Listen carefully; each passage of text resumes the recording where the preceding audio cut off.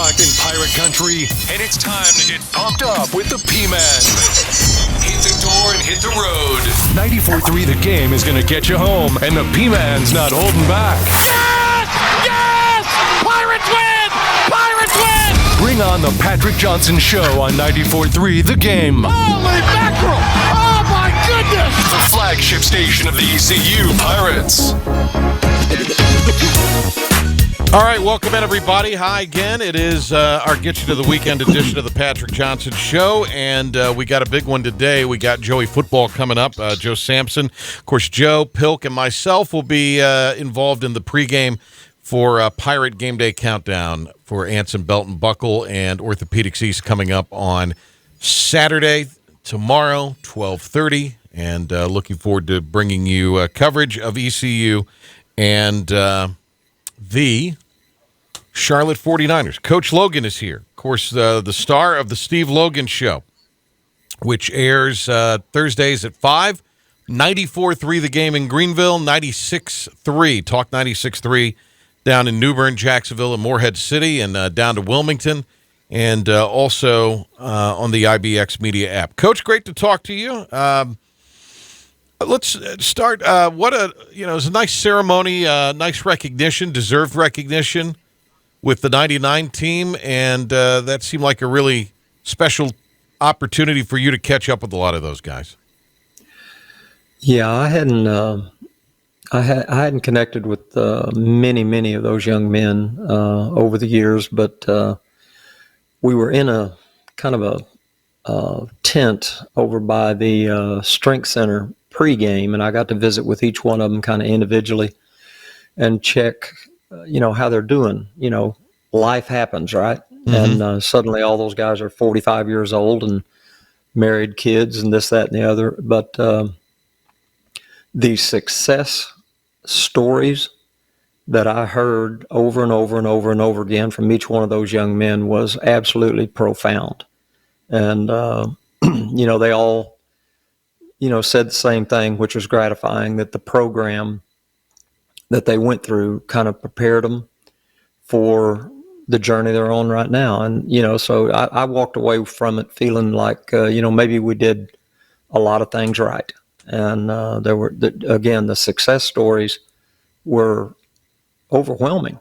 It was unreal how successful that group of young men are right now. And, that probably, you look back at the DNA of that football team, that probably had something to do with it. They were built the right way. Yeah. Well, I know a lot of Pirate fans were excited to have that team recognized given what was going down last weekend and what we have learned since then in Western North Carolina. It just that situation, and then what's that team brought back a lot of certainly sad memories, but I think also a lot of really great memories as far as perseverance and the human condition and the human spirit. I look right now as we're sitting here doing this, App State's at Marshall. App State's AD's come out and said they're going to play. And it's a little different than your situation in 99 because you were already out of Greenville and couldn't get back in. They had to cancel a game with Liberty. I'm talking about App State here. And it looks like this is full steam ahead. I just can't imagine being in the midst of all the chaos. It's one thing, again, you're scrambling to find somewhere to practice, as we talked about last week, and dealing with something that was uncharted territory. But to be in the midst of the chaos has got to be a special challenge for Sean Clark and his team at App State. Well, it is, but at the same time, somebody called me the other day and was asking questions like that. And, you're the head coach. And when you're the head coach, you find out pretty quickly that it's not as much X's and O's as you used to be involved in. And It's a lot more administrative, discipline, academics, all those other things that, quite honestly, nobody wants to deal with. But right. What you do and what I did during that time that I entertained that kind of event, you're just in a moment-to-moment in-flight adjustment. And you've got to make decisions, crazy decisions concerning underwear, socks, shoes, Right. toothpaste, travel, who's on the bus, who's not, where are we going to eat, what are we going to eat, when are we going to eat? And it's a never-ending question or list of questions, and everybody is frozen in place until you give an answer. So you want to be I'm a telling football you, man. coach. Yeah, exactly. But, I went through that, for that entire week. And, of course, these poor fellows are going to go through it, I don't know how long. I mean, Appy State, I think they shut down the entire school. Yeah, they have, at least for now. And they don't know for how long, I don't think.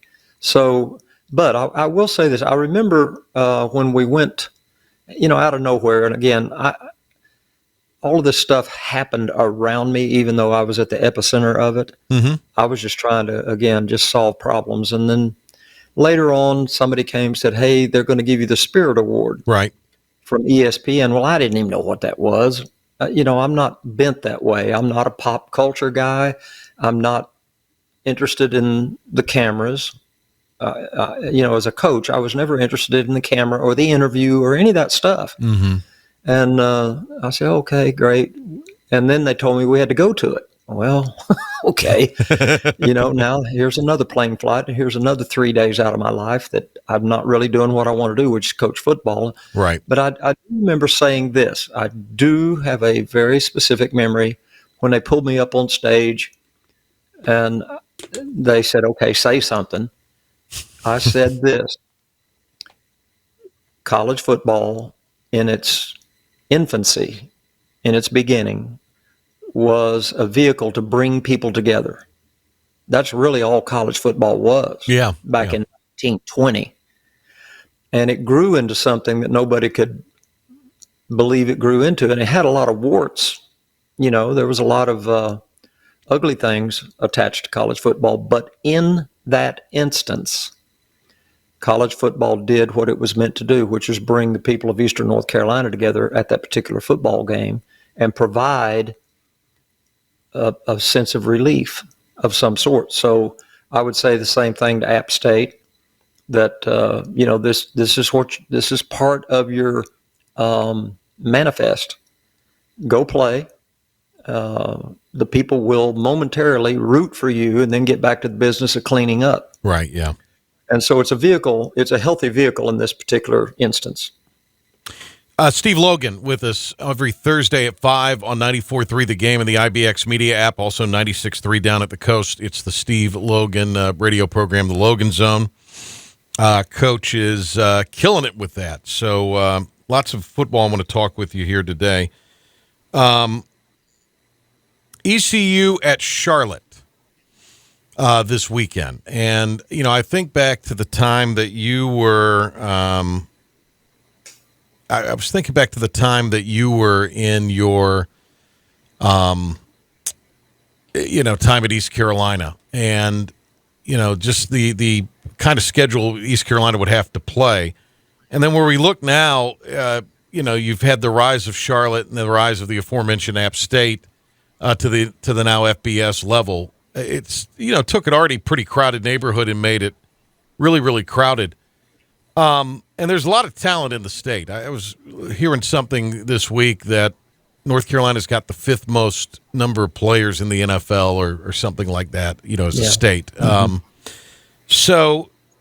But still, the recruiting pool's only probably so big. When you look at this, though, it's an important game because it's an in-state game. It's a conference game, so that's got a little added twist to it, not to mention the kind of the recruiting wars, too. That's true. And what you mentioned, it hadn't been good for East Carolina to suddenly see Charlotte, Old Dominion. The Tidewater area was a critical part of our recruiting when I was at East Carolina. And suddenly if a young man's got a chance to stay home, and play football at Old Dominion, because their coaches are accurately telling that kid, look, it's the same conference or it's the same level of football. Why do you want to go 2 or 3 hours away? Why don't you just stay right here? Well, a lot of that happens. Mm-hmm. And so you lose recruits to ODU, you lose recruits to Charlotte. We used to get kids out of Charlotte. And I'm sure East Carolina still does to a degree. But there's a chipping away. Coastal Carolina. We used to go to the coast of South Carolina and get football players. And suddenly Myrtle Beach, Coastal Carolina, all those schools are playing Division I football. That doesn't help and puts a lot of pressure on your recruiting activities. But, the game against Charlotte last year, of course, was a disaster. And, you watched, what happened last year. So this is a winnable game for East Carolina, and you kind of need to go take care of business here. And I think they will, and I think they should. And so it is a big game. They're all big games from here on. You look at East Carolina's schedule going down the stretch here, and suddenly Army and Navy look to be real problems. And so that makes these other opportunities that look to be winnable, you better do it. Don't let it slip away, or you're going to end up in a mess. Yeah. Coach, you saw East Carolina play. Obviously, I think certainly much more competent at the quarterback spot than a year ago, but it's an offense that's still kind of in its infancy and trying to take hold in Greenville. The defense has played, and I thought especially Saturday played really, really well. Gave up a couple of long plays where it seemed like they missed some tackles. But what was your evaluation seeing them in person with your own eyes?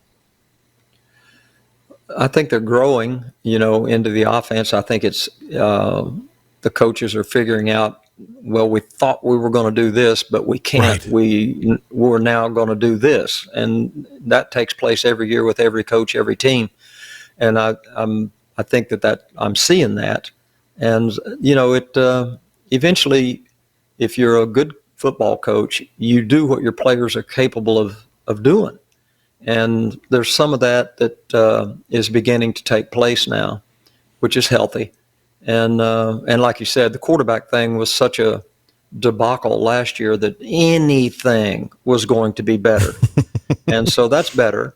And but there's still, and you're bringing up something on my show. I'm going to talk about trends in college football. And it has a lot to do with the question you're asking.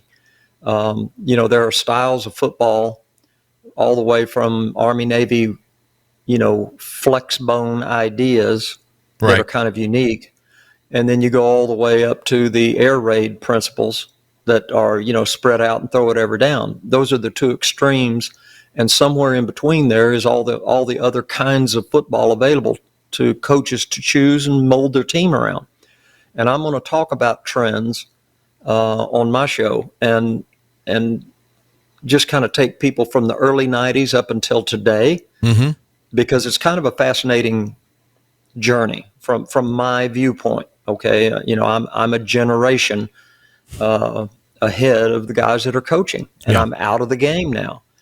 But there are a lot of principles that guided my generation that are foundational principles that are applicable today, that still matter. And I'm watching young coaches learn some tough lessons, lessons that we learned years ago. But, there's a reason why people study history. And, the football industry is just like any other industry. There's thousands of bright young men tinkering with the industry all the time. Right. And you got to study it. You better stay abreast of the latest trend. And you better, here's what's really important. You better figure out when whatever it is you're doing is becoming obsolete and move on. And if you don't, you're going to get consumed. A defensive coordinator or an offensive coordinator is going to ruin you some Saturday, and the ruin will continue until you adjust on one side of the ball or the other. And there's a whole bunch of that taking place right now. Coach, thanks for the time. Always great to talk to you. Appreciate it. Never enough time to talk to you. Certainly, we haven't run out of topics, but just plenty of topics, not plenty of time. But thank you for your time. Really appreciate it. You bet. Thank you. All right, Coach Logan with us here. Joey Football joins Pilk and myself on the other side here on 94.3 The Game. We have you covered with all the ECU news and beyond that you need for the drive home. The Patrick Johnson Show on 94.3 The Game. It's the Get You to the Weekend edition of the Patrick Johnson Show, and it rolls on here. We got Joey Football in the house. Along with Philip the Ref Pilkington, Patrick Johnson here. Joey Football on a Friday. It's a Joey Football Friday. Is there a Swiftie song for a Friday? Does she have kind of a Friday anthem? That's a good question. I'm not 100% sure if she is a true Swiftie. Friday anthem. Well, anthem's a tough one because you'd want it to be the embodiment of a Friday. There's a couple songs that make you feel like it's a Friday, but I wouldn't say it's a Friday anthem. I could play it on a Tuesday. What's the most Friday song? Well, what's the most Friday song she's got? I'd say Shake It Off. That's going to be the cop-out answer because it's literally about just letting everything go. But that's what a Friday is. You asked a question, P-Man. You asked a question. I was going to do Joe a favor and let Pilk, when we go to break, play a little Swift to get him going.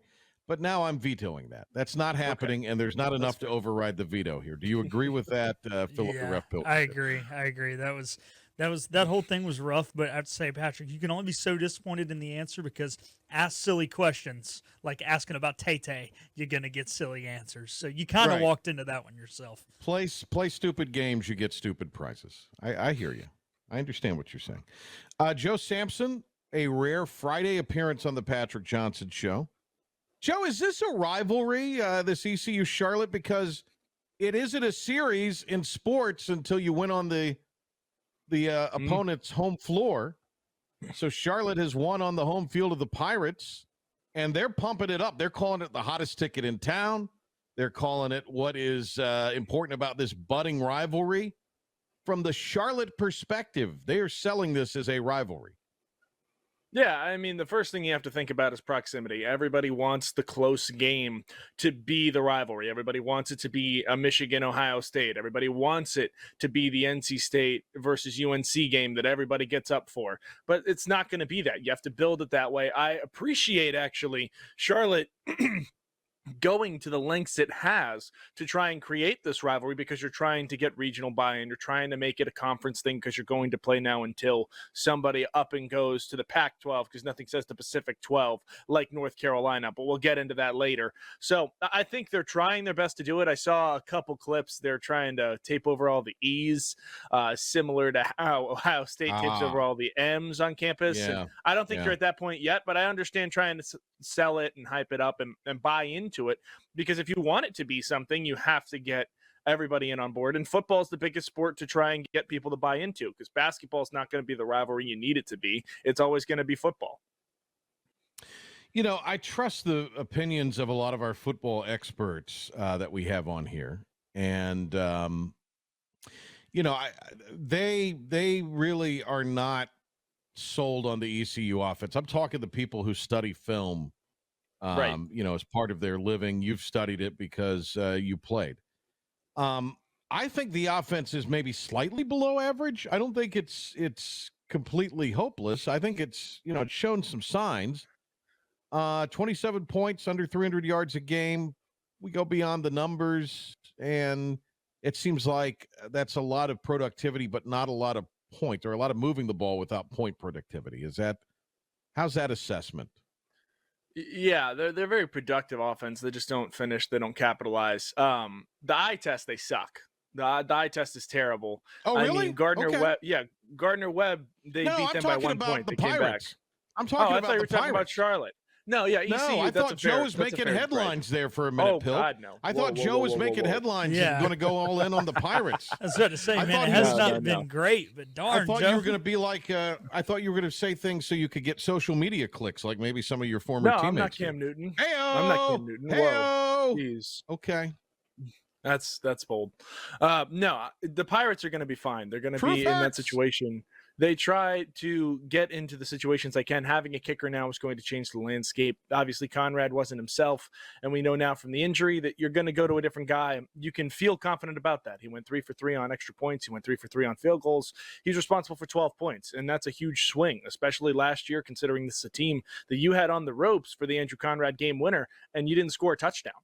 So I think there's a very different feel this year for the offense. They're finding their footing. John David Baker had a couple quotes earlier this week, actually, about trying to find your footing and not losing your identity. So he's heard our quorums. He's heard us try and say that they need to slow the ball down when you get into those situations up, but also doesn't want to lose the identity, the high tempo, and lose what the offense is about. So I respect that. I think it just takes a little bit of time to find your footing in that role. This trio, if you're with us on our video audience, or if you're with us on the vast radio audience and you're about to hear Pilkington's voice perhaps, is going to be who is on tomorrow, beginning at 12:30 with our Anson Belt and Buckle Pirate Game Day Countdown presented by Orthopedics East. Joe Sampson, Joey Football, Philip the Ref Pilkington, Patrick Johnson with you on this Friday. Pilk, by the way, Joey Football is minutes away from a little over an hour away. Hour and a half away from making his debut as the radio announcer for the Washington Pampak. He's got to go over to Farmville and call a game. Oh, that's right. Yeah. What do you think of this? I'm pretty excited for Pilk. What about you? I'm very excited for Pilk. He's one of the better play-by-play guys we got in the office for sure. I heard him call the state championship basketball games when I was sitting in the control room. And he was fantastic. He's got a lot of emotion. He's nothing like that shrewd Bob Costas who doesn't know how to get up for big moments. Wait, so hold my beer. Hold my beer. Next segment. I'm just teasing. So I think he's going to be fine. He shows emotion. He understands how to call the big play and doesn't make everything sound like it's a completion when it's a touchdown. Well, I appreciate it, Joe. I will say, though, a little more nervous for my play-by-play debut with the Pampak than I was my color. I learned a couple weeks ago why the play-by-play guys get paid a little more than the color guys. I did my first color analyst and tell you it is a heck of a lot easier to explain why the receiver just cooked the DB than it is to talk about the receiver and get all the names right as to who the receiver and who the DB was. Why is easier than who? Can I give you some advice, Pilkington? Not that you've asked me for any. Can you believe Joey's not? I mean, I've only done this for 30 years. You and I we had a good heart-to-heart in the car the other day. We started talking about it. Well, now you're telling tales outside of school. I don't like that. All right, now, no, we did. I told you some things. Now, let me give you some pointers here tonight, right? 2 things you need to remember. The most important thing is time, score, where the ball is. Every 2 minutes, you need to update that. 2 to 3 minutes, max, because it's on radio. It's not on television. And then remember this for your debut, Pilk. Less is more. Let the color guy do the heavy lifting. Less is more. Well, I don't know about that, but I mean, I'm just saying you don't feel like you have to do it all. Yeah. You got to work you're going to find your footing, Pilkington. Yeah, you find your rhythm. It. Yeah. I was nervous coming on the air with you two. Hey man, so I understand it's you're tough nervous. when you're coming on the air with Joey Football. He casts a big shadow. Well, I think it's more just a little bit of queasiness. I think it's more what it is when I'm on. That's fair. With Joe, you need the big salad. Don't know where Joe's going. I need a big salad.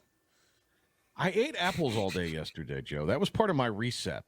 Steak and apples on Wednesday, apples all day yesterday for East Carolina weight loss, and I feel better today. So maybe the reset has worked. There you go. Possibly. I don't know where we were. I know this. We have Joey. We have Joe Sampson with us. Joey Football. We have Philip the Ref Pilkington. Now, I want to ask you something about the Charlotte offense. Mm-hmm. They use the tight end quite a lot. So this is or at least they endeavor to use the tight end. It's not a successful offense, but they endeavor to use the tight end. Is this truly a good group of tight ends that Charlotte employs? It's a fairly good group. It's above average for sure. A lot of transfers that have come in. Obviously, Pokey being from the Harbaugh tree, they believe in the pro-style offense. They like to get the tight ends involved so that you can kind of lean on them in the run game and then pop out and hit them for a couple quick chunk plays. You'll see it probably about once or twice in the first 2 drives, if I had to say, on Saturday, because that's just their MO. It's how they operate. The scripted drive, whether they get the ball first or second, you're going to see a heavy dosage of tight ends. They're going to try and get them in the middle of the field, run an outside zone a little bit towards either the numbers or towards the hash, depends on what their landmark's going to be this week. ECU does a lot of different things as far as the overhang player in between the corner and the edge. So it could be a Sam look, could be a rush look, as we call it, a star look, as UTSA would have called it last week. The tight ends are an interesting conversation, though, because it's not about if they can catch the ball. It's about if the quarterback can get them the ball. Charlotte's on their third quarterback now in 4 weeks, I think it is. I mean, obviously injuries happen, but also you got to have a guy you can trust to go to as a backup. And I just haven't seen it yet. So I don't expect a huge game offensively from Charlotte at all. I think this is going to be a barn burner of defense and turnovers and just ugly run the ball football for 4 quarters. Zakai Barker, banged up for the Pirates, left the game, was at practice this week, according to reports from Stephen Igo. How involved he was, we don't know. And I would say that his availability, if he is available, he would be limited, my guess would be. Do you have any idea how that works with the headset communication? Because he's the headset communication guy on defense. I believe if he doesn't go, they just dictate another person who's the headset communicator, similar to how the NFL operates. Or would that be his backup, or would that be somebody else on the defense? Okay. Yeah, I'm not. Well, you I'm have a homework assignment before we go on the air tomorrow at 12:30. All right. Yeah, I'll reach out to some people. Because it could just be he wants to go to a senior guy. He could go to a Deontay Johnson on that. He could go to an Elijah Morris if he doesn't want Barker to do it because he trusts the guy. Because you only get one headset on the field at all times on whatever side of the ball you are, same as the NFL rules. So it doesn't have to be the quarterback for offense. It just makes the most sense. And I don't necessarily know what their contingency is, because I also don't think they want to tell me if he's playing or not, because that means somebody will find out somewhere and they're going to hold that card close to the chest. So I assume it would be the backup. You'd probably go to Mike Edwards in that situation, who's not the backup, but he's the other side of that tandem duo. So you can trust the guy who's been there, understands how to kind of operate the defense. He was a Mike last year, moved to Will this year, has been much more successful in that role of being able to play into the boundary as opposed to the field. So I would expect it to be Edwards if Zakai Barker doesn't go as far as signal calling. The Pirate defense has 11 quarterback sacks. I'm not saying that'll be the dominant stat in this game, but it probably will factor. And they've also generated 3 turnovers last week, and I think have 7 interceptions on the season. So this is not a good recipe for an offense that is like 115 in points and in the bottom 10 in FBS and yards. I think here's my big fear in this game. I think East Carolina is certainly the more talented team. I think East Carolina is the deeper team. My concern is it's a road game. It's Coach Houston's very conservative in how he likes to do things. You're going to get out there and you'll be able to maybe build a lead. And then you're going to rely on the defense to try to pitch a shutout the rest of the way. I think that's – look, the guy's won more football games than I have. But I just wonder, is that a bad recipe in a game like this? Because, you know, Charlotte has 3 guys that they, if healthy, 3 guys they could go to at quarterback. And I know you've prepared for them, but, I mean, we saw last week when you bring one off the bench like Purdy, he and Omega Blake went berserk against Rice. Now, ECU's, I think, better defensively than Rice. But, I mean, you really, really need to try to pile on as many points as possible in this game. You just, I don't think you get ahead and then try to salt it. I think that's a mistake. No, I think they've learned from the past, and you saw it a little bit last week against UTSA. They were still aggressive, but taking care of the clock. There were a couple drives, obviously, you thought they were going to go a different way than they did, and they still tried to take a shot, tried to be aggressive, and tried to do the things that JDB hangs his hat on. So the people that want to complain about it and say that they're too conservative are the same people who complain when you throw it on 3rd and 4 instead of running the ball because you're trying to make sure you put the game away. There's always going to be a double-edged sword as far as that goes. I think Houston learns from that. I think after last year, understanding the type of team Charlotte tries to be heavy defensively, they're going to lean on you a lot in the run game. He's going to try and take a couple shots, either late to put them away or hopefully it's offensive explosion to the point where you're sick of seeing the Pirates score. They're out of cannons everywhere in the tailgates because they've shot everything off because you're up 72-10.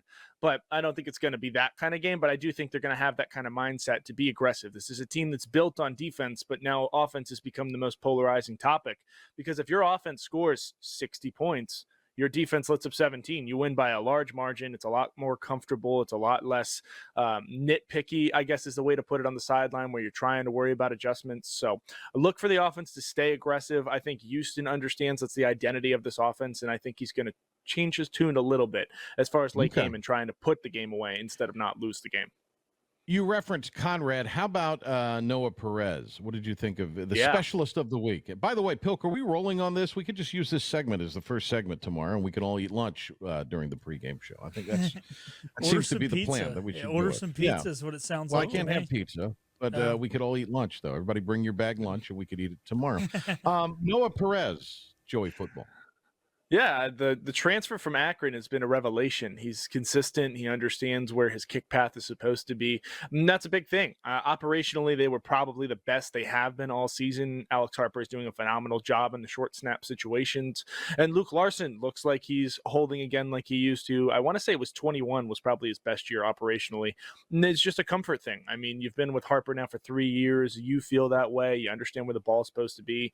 Perez is a traditional kicker, a lot less than Conrad. Conrad kind of likes the ball offset a little bit so he can kind of scoop it underneath. And Perez just kind of likes to go straight up. Not necessarily the Younghoe Koo way where it's just literally straight on, but a lot more like a soccer free kick approach. He's a half step over and then he kind of has his swing pass so he doesn't hook the ball. So it's been great for the Pirates. They're holding up well in protection, and Charlotte is not known for their deep pressures as far as UTSA was when it comes to pressuring kicks, but I expect the same kind of week out of them. Before we get to your question, hang on.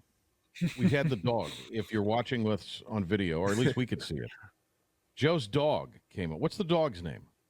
The dog's name is Bella. It is Beauty in Italian. Oh, okay. Bella looks like a sweetheart. Is that your dog, or is that a family dog, or is that your girlfriend's dog? No, family dog. We've had her. She's 7 now, I think. Yeah, she's adorable. Okay. She's a little tiny. That's a sweet. How many dogs do you have there in the Sampson household? So we have one dog in the Sampson household, and then intern Nick has his own dog, which will be home later today for the weekend for his birthday to celebrate. Because next week, me, my dad, and my brother will be up for the Jets game Monday night in Jet Life. I'll get amped about that later in the week. But then that'll be the giant horse. He's a large Labradoodle that'll be around. So it's the little tiny thing, and then the one that's the size of a counter. All right, go ahead, Pilk. I'm sorry. I saw a dog and I got excited. There you go. No, hey, I can't bag on you for asking about the dog. So, kind of going over, shifting gears to the Charlotte defense. You know, their linebackers are not as good as they were a year ago. I think the Pirates' offense, as long as we can block at that next level, should be able to run the ball effectively. But a little worry I've got going in this game, Joe, is the back end. They're a little tough. Yeah. They're physical. They play a lot of man. And even though I think that's not bad for specifically Jake Garcia, because he likes those 3- and 5-step drops and to throw the ball over the middle of the field like a pro-style quarterback, still, other than Yannick Smith, we've not really seen a Pirate receiver who can consistently make contested catches. Oh, yeah. Right. Yeah, I think it's going to be a Chase Sowell breakout game. I know I've been saying it for a while now, but I think the recipe's there. Yannick Smith on the other side, obviously, is going to draw a lot of attention. If you use him the way that I think you should this week, you're going to draw some kind of bracket coverage, and that's going to leave a one-on-one when it comes to man. But the thing about man is, as much as people are going to hate when I say it, man means run the ball. Because that means they're manned up on the outside. You have more guys in the box than you have ever had when it comes to running the football. It's going to be like ODU. They're going to have 6 guys in the box at some point. They go this float linebacker, similar to how you said last year they were a true 2 shell when it comes into like a 30 alignment. This year it's really just one guy kind of wanders, and then they go one guy to the overhang of the strength.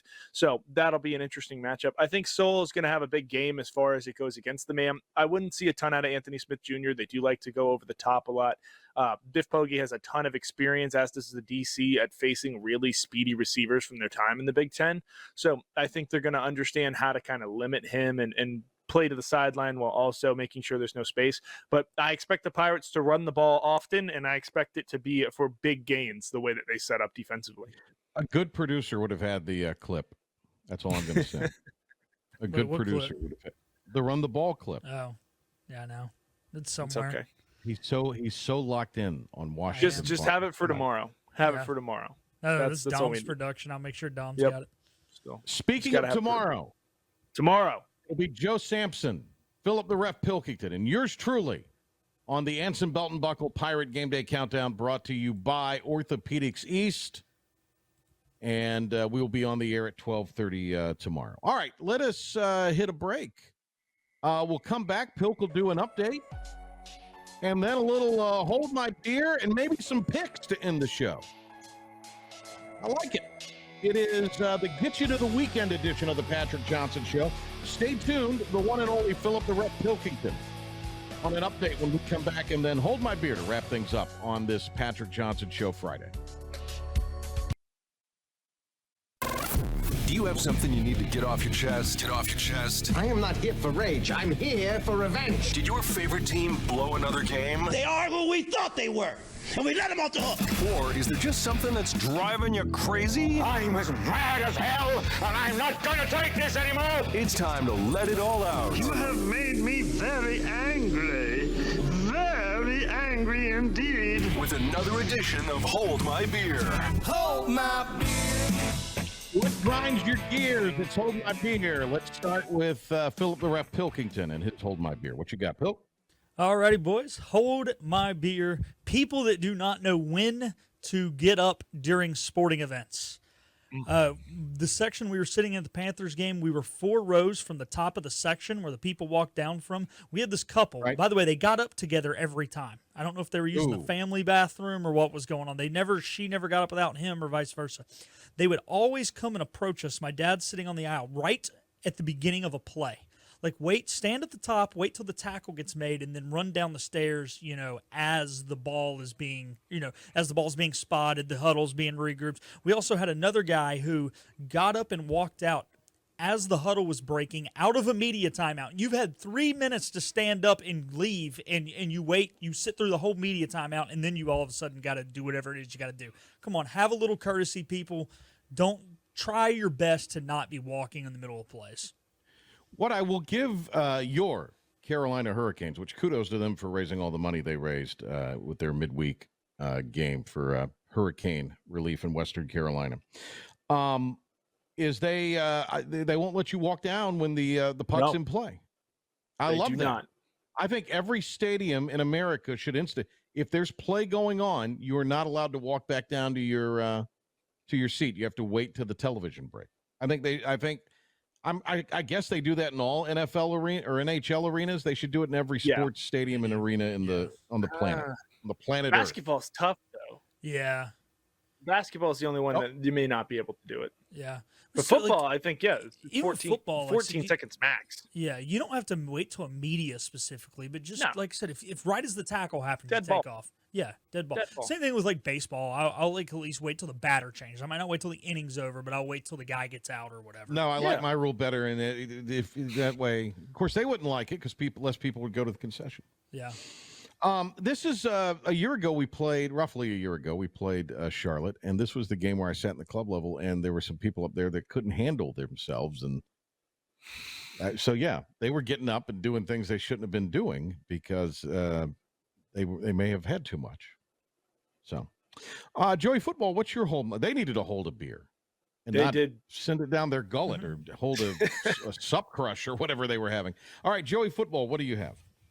Hold my beer. I mean, I just want to know where the MLB gets off by trying to have these national broadcasts for the playoffs. First off, Michael Kay is calling an Astros game in the playoffs. That's ridiculous in and of itself. But you want to tell me that after the game I watched last year or 2 years ago with Bob Costas as he looks to the heavens and apologizes to the pitcher's relatives and ancestors for the epitome of implosion after the inning he just had. What do I need to hear about smokeless Joe Clifton from 1892 throwing some 14-inning shutout and dying at 33 and there's a base hit from Juan Soto? No. Let the game be the game. You're going to have this clip that goes all over from last night's almost walk-off, essentially game-winning home run from Pete Alonso and their radio announcer. It's electric. But I got to sit there and listen to Bob Costas, the vampire. Yeah. Howie Rose was great on the call. By the way, the ratings are up, though, Joey Football, for the wild card. The ratings are up in a big way. Great baseball. There was no Bob Costas. So wait a minute, is this a 2-year-old hold? Is your beef with Yeah. Costas, or is your beef with what's his name? No, it's Costas. Okay. No. His color guy is fine. His color guy is great. I thought the Yankees announcer whose name I can't remember. Michael Kay? Yeah, was your beef with Kay or was it with Costas? Okay. Kay's doing what he has to do to get paid. The MLB doesn't let the local. There should be a local and there should be the national, like the same way as there is on any other. It's usually how it works. Sport. Yeah. Okay. You have 162 games. We get about 3 minutes left. All right. I'd rather do picks. I really don't have anything to gripe about that I could talk about legally. So let's go to. All right. This is Stealing from Igo's show. Why not? When Joey Football was on Fridays. I'm gonna do a college for you at the end, but Panthers, Bears. Bears are a 4-point favorite. Joey Football, who you got? You know, me and Philip were talking about it a little bit before the show. I like the Panthers. I think that the Bears aren't going to win by more than 4. It's not going to happen. I think it's a field goal. I think it's a 31-28 kind of game. I think it's going to be one of those like 16-17s because you stole one late after you had to go for 3 field goals in a row. That kind of game where it's not beautiful. And I think the Panthers cover. I really like them there. I think Williams is going to struggle a little bit as far as some of those DBs they have in the back end for the Panthers. They gave the Bengals a pretty good run last week for some time. So I like the same way for the rookie quarterback to struggle. Pilk, the Bears have never won the Panthers have never won in Chicago in the regular season. They haven't, but Steve Smith cooked their rear end in the playoffs in the divisional round in 2005. Just throwing that out there. But this ain't 2005. Yeah, I know. Well, this ain't any of the other years we've lost in the regular season either. But I do think the Panthers lose. I think that 4 is a really good spread. But I'm with Joe here. I think it's a field goal, or maybe it's like a 21-17. So I'll probably take the Panthers to cover. But this Bears offense, they're slowly but surely coming along. Finally got the run game going last weekend. Yeah. I think that opens up some things in the passing. There's been a lot of pressure on Caleb Williams early in the season due to their lack of being able to run the ball. I think these linemen and DeAndre Swift have figured out something together. He had some crazy number last week. I think he had like 29 fantasy points. I don't remember what the actual yardage was. So I think their offense looks the best it's looked all year, especially against a subpar Panthers defense. But Panthers offense is coming along too, and they keep it close. And you can hear that game on 103.7 WTIB on Sunday, our sister station. All right, just need picks here. 2.5, the spread in both. The Vikings, Jets, and Cowboys, Steelers. Jets, Vikes, who you got, Joey Football? I got the Vikings. It's depressing to say, but I have to go with the Sam Darnold revenge game. I just think the Vikings are the best team in football right now. I hate picking games out of the country. It's so hard, but I think the Jets being a little older, more experienced, that helps with that travel. Steelers, Cowboys. Pilk, who you got? Steelers at home. Cowboys are banged up. They got to figure out how to play with a lot of guys who are newbies out there. They're going to struggle. Joey Football, who likes dogs? Yeah, I do like dogs. I like the dog of the Steelers. I think defensively they're going to hold up really well against the Steelers or against the Cowboys. And Acrisure, I think it is, whatever now it is. But speaking of dogs, apparently the locker room smells like pee and everybody hates playing there. So there's your little tidbit. All right, ECU by 8 over Charlotte. Buying or selling? Football. I'm buying. Joey I'm buying football. big. All right. I am buying big. Give me the buying Pirates. or selling? Buying big. We win by 2 scores. Listen to Pilk at 7 o'clock tonight. Farmville and Washington here on 94.3 The Game. Thanks to Joey Football. Thanks to Coach Logan. Back tomorrow, 12:30 for our Anson Belt and Buckle Pirate Game Day Countdown for Orthopedics East at 12:30 right here on 94.3 The Game.